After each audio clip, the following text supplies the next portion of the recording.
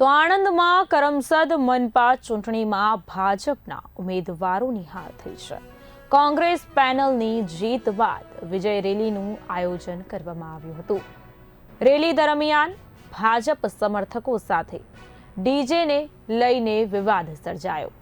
વિવાદ વધતા બંને પક્ષો વચ્ચે તણાવ પણ સર્જાયો હતો। પોલીસને ઘટનાની જાણ થતાં જ પોલીસ જશે તાત્કાલિક ઘટના સ્થળે પહોંચી અને સ્થિતિને કાબૂમાં લીધી હતી।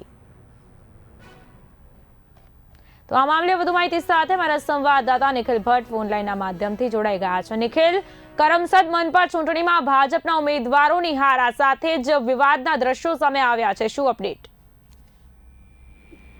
જી દર્શક, જો વાત કરવામાં આવે તો કરમસદ આણંદ મહાનગરપાલિકાની ચૂંટણીના આજે મતગણતરી હતી, ત્યારે 1 થી 13 વોર્ડની ચૂંટણીનું પરિણામ આવ્યું હતું। ત્યારે વોર્ડ નંબર 3 અને વોર્ડ નંબર 4 માં કોંગ્રેસના ઉમેદવારોની જીત થઈ હતી। ત્યારે વોર્ડ નંબર 4 ના ઉમેદવારે જ્યારે જે કોંગ્રેસના જે 4 ઉમેદવારો છે તેમની જીત થઈ હતી, ત્યારે તેમને જે ડીજેથી તેમને મિલ્લતનગર પાસે રેલીનું એક આયોજન કર્યું હતું।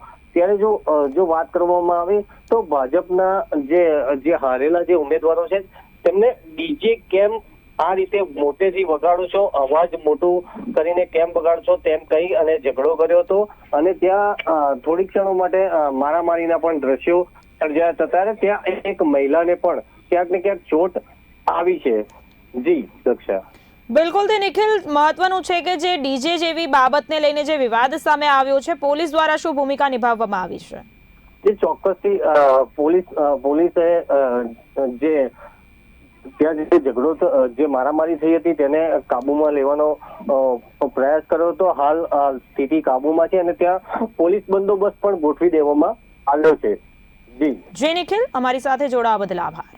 આણંદ ખાતેથી મહત્વની ખબર, કરમસદ મનપા ચૂંટણીમાં ભાજપના ઉમેદવારોની હાર, કોંગ્રેસ પેનલની જીત બાદ વિજય રેલીનું થયું હતું આયોજન। રેલી દરમિયાન ભાજપ સમર્થકો સાથે ડીજેને લઈને વિવાદ વધતા બંને પક્ષો વચ્ચે તણાવ સર્જાયો। પોલીસે તાત્કાલિક ઘટના સ્થળે પહોંચી સ્થિતિને કાબૂમાં લીધી।